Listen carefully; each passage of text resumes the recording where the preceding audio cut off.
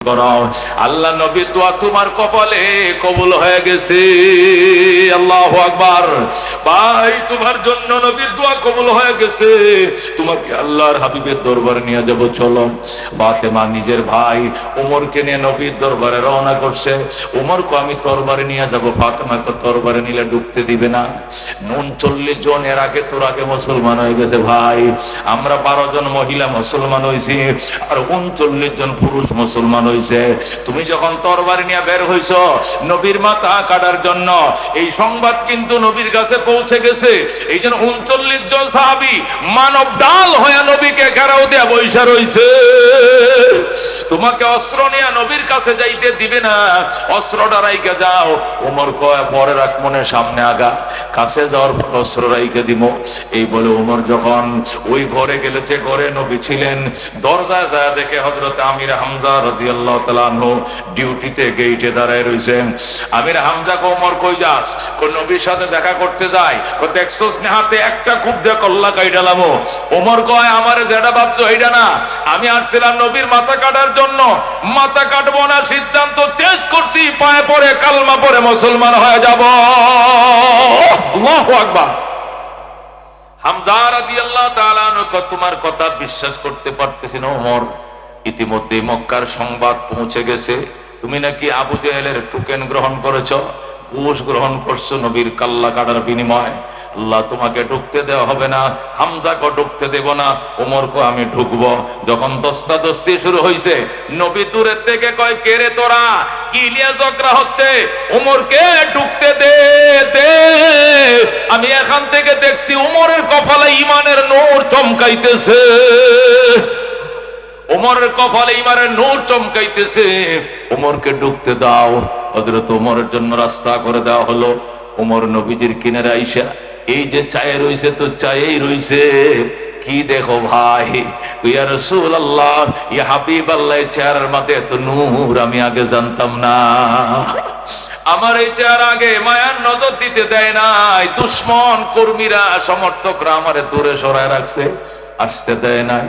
ও আল্লাহর হাবিব, আমাকে পড়ায় দেন আশহাদু আল্লাহ ইলাহা ইল্লাল্লাহ ওয়া আশহাদু আন্না মুহাম্মাদান আবদুহু ওয়া রাসূলুহু। ওমর কালমা পড়ে মুসলমান হয়ে যায়। সুবহানাল্লাহ। হযরত ওমর যখন মুসলমান হয়ে যায়, আল্লাহু আকবার, তখন আল্লাহর হাবিব ডাক দেয়, ওমর আসো, 3 দিন হয়েছে আমি আজকে একটু গোসল করব, আজকে তোমাকে নিয়ে খানা খাবো। 3 দিন পর্যন্ত নবীর পেটে কোনো আহার নাই। ওমর ডাক দেখো, ইয়া রাসূলুল্লাহ, কারা গো আপনাকে গালি দিয়েছে? কে আপনাকে অপমান করছে? এদের নামটা আগে বলেন। যে তরবারি দিয়ে আপনার মাথা কাটতে আইছিলাম, ওই তরবারি দিয়ে আপনার দুশমনদের কল্লা কাইটা দিব। আল্লাহু আকবার। ওদের নামের তালিকা দেন।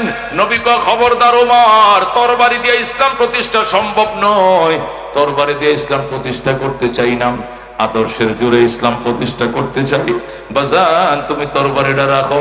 আমি কাউকে, যারা আমার সাথে বেয়াদবি করছে, যেখানে বেয়াদবি করছে সেখানেই আমি ক্ষমা করে দিলাম। আল্লাহু আকবার। যেখানের অপরাধ আমি সেখানেই মাফ করে দিয়ে চলে আইছি। এই অপরাধ বাড়ি পর্যন্ত আনি নাই। তোমার প্রতিশোধ নিতে হবে না, ক্ষমা করে দিলাম। ওমর কথা হলে আমাকে অন্তত আল্লাহর ঘরটা তোয়াব করতে দেন, খোদার ঘরটা তোয়াব করে আসি, একটু জানানোর দরকার আছে। ওরা তো আশায় বয়ে রয়েছে আমি আমনের কল্লা লয়ে যাবো। আমি যে কল্লা লয়ে যাবো না, আমি যে কালমা লয়ে যাবো, এটা তো এরা জানে না। একটু আমারে বলতে দেন। সুবহানাল্লাহ। নবী কয় ঠিক আছে যাও। ওমর কত তরবারিটা লয়ে যায় নিরাপত্তা জনিত কারণে। নবী কয় নিয়ে যাও, তবে কারো মাথা আঘাত করবা না। করতাম না, কথা দিলাম।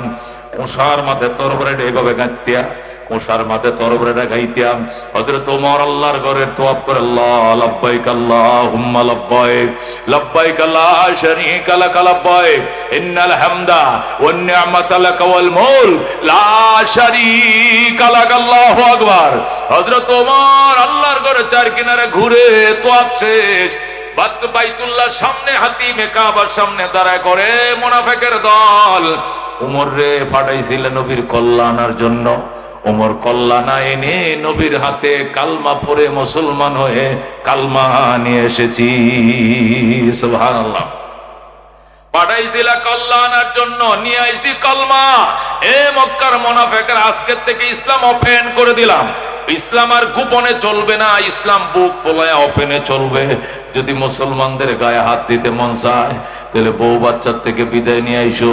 কারণ তোমার বউ বিধবা হওয়ার সম্ভাবনা আছে, তোমার মা সন্তান হারার সম্ভাবনা আছে, তোমার সন্তান এতিম হওয়ার সম্ভাবনা আছে। আজকের থেকে মুসলমানদের দিকে তাকাইলে চোখ তুলে ফেলা হবে। আল্লাহু আকবার। হযরত ওমর যখন হুঙ্কার দিয়ে দিলেন, ইসলাম ওপেন হয়ে গেল। ওমর মুসলমান হয়ে গেছে, মক্কার বাড়িতে কাঁপ শুরু হয়ে গেছে। মক্কার নেতৃবৃন্দ ঘটনাটা কি, কত টাকা দিয়ে ওমরকে কিনছে মোহাম্মদ, এটা খোঁজ নিতে হবে। ওমরের ইসলাম নিয়ে তারা রিসার্চ শুরু করে, ওমর কেমনে মুসলমান হলো খবর লও। তদন্ত কমিটি গঠন করছে। তদন্ত কমিটির নেতা হলো আবু জেহেল, সহকারী নেতা উতবা, আর একজন সদস্য সচিব হলো সাইবা। আবু জেহেল, উতবা, সাইবা, তারা তিনজন তদন্ত কমিটির সদস্য। তারা তদন্ত এক সপ্তাহের মধ্যে রিপোর্ট দিবে কি কারণে ওমর মুসলমান হইছে। তাদের কাছে রিপোর্ট জমা হইছে অন্য কোনো কারণে নয়, আল্লাহর কোরআন তেলাওয়াত ছুঁই নাই, ওমরের মোমের মতো নরম হয়ে গেছে তার কলিজা। সুবহানাল্লাহ। তদন্ত কমিটি আসছে একমাত্র কোরআন তেলাওয়াতের কারণে ওমর হেদায়েত হয়ে গেছে। তখন আবু জেহেলের বাহিনী তদন্ত শুরু করছে, তাহলে দেখি তো কোরআনের মধ্যে কি মধু আছে। রাত্রিবেলা আবু জেহেল, উতবা, সাইবা তারা রাত্রিবেলায় নবীজির ঘরের বেড়ার পিছন দিয়ে কান লাগাইছে। সুবহানাল্লাহ। আল্লাহ নবী রাত্রে 2/3 সজাগ থাকতেন, আল্লাহর কোরআন তেলাওয়াত করতেন। ওমর মুসলমান কেন হইল, কোরআনের মধ্যে এমন কি আকর্ষণ আছে এটা বোঝার জন্য আবু জেহেল, উতবা, সাইবা নবীর ঘরের পিছন দিয়ে বেড়ায় কান লাগাইছে। কান লাগায় আর কান সরাইতে পারে না, চুম্বকের মতো ভিতর থেকে আকর্ষণ করতেছে। সুবহানাল্লাহ। আবু জেহেল, উতবা, সাইবা গভীর রাত পর্যন্ত তেলাওয়াত শুনছে। তিনোটা চোখের পানি দিয়ে বুক বাসাইছে, তিনোটা কাপের চোখের পানি দিয়ে সুইটার ভিজাইছে, বুক ভিজাইছে, জামা কাপড় ভিজাইছে। এরপরে শেষ রাত্রে এক জায়গার গুহার মধ্যে যায় বইছে, বই একজন আরেকজনের দিকে, বস কি অবস্থা, কি তদন্ত রিপোর্ট পাইলেন? আল্লাহু আকবার। আবু জেহেল ডাক দেখো, তুই আমি আর কি কমো, দেন সুইটারটা ভিজে গেছে, চোখের পানি, এত মায়া আল্লাহর কোরআনের মধ্যে আগে জানতাম না। সুবহানাল্লাহ। সাইবা, তোর কি অবস্থা? আমার তো বুক ভিজে গেছে, দাড়ি ভিজে গেছে। আবু জেহেল সাহেব, আপনার কাছে কেমন লাগছে? আবু জেহেল, আমার অবস্থা উমরের মতো হয়েছিল। আল্লাহু আকবার। মন চাইছিল বেড়াটা লাথি মাইরা ভাঙ্গা ভিতরে ঢুইকে নবীর পায়ে পরে কালমাটা ভরে ফালাই। সুবহানাল্লাহ। কিন্তু আরবরা লজ্জা দিবে, এই জন্য বেড়াটা ভাঙতে পারি নাই, মুসলমান হই নাই, নতুবা আমার অবস্থাও উমরের মতো হয়েছিল। আল্লাহু আকবার। মেরে বায় দুস্থ বুজুর্গ, তদন্ত রিপোর্ট বের হয়ে আইছে, উমর মুসলমান হয়েছে অন্য কোনো কারণে নয়, একটাই কারণ, আল্লাহর কোরআনের সুধা, আল্লাহর কোরআনের মায়ায় মধুর আকর্ষিত হয়ে তারা মুত্তাকিন হয়ে তারা হেদায়েত পেয়ে গিয়েছে। আল্লাহু আকবার। এই জন্য কাফেররা তাড়াতাড়ি রাত্রে অধিবেশন ডেকে সংসদের মধ্যে সিদ্ধান্ত নিয়েছে, আজকের থেকে কোরআন তেলাওয়াত আর শোনা যাবে না। তারা সিদ্ধান্ত নিয়েছে, ওয়াকাল আল্লাযীনা কাফারু লা তাসমাউ লিহাযাল কুরআন ওয়ালগাউ ফীহি লাআল্লাকুম তাগলিবুন। আল্লাহু আকবার। ওয়াকাল আল্লাযীনা কাফারু, কাফেররা সিদ্ধান্তে উপনীত হলো, সিদ্ধান্ত প্রজ্ঞাপন জারি করে দিল, আর বলল, লা তাসমাউ লিহাযাল কুরআন, এই কোরআনের বাণী তোমরা শোনো না, ওয়ালগাউ ফীহি, ডিস্টার্ব করো, ব্যাঘাত তৈরি করো, নিস্তব্ধ নীরবে যেন কোরআন তেলাওয়াত হতে না পারে, তাফসীর হতে না পারে, নানাবিধ সমস্যা তৈরি করো, ডিস্টার্ব তৈরি করো, তাহলেই মাত্র বাপ দাদার ধর্মের ঐতিহ্য ধরে রাখতে পারবা, নতুবা কোরআনের সামনে তোমাদের বাপ দাদার ধর্ম টিকাইতে পারবা না। আল্লাহু আকবার।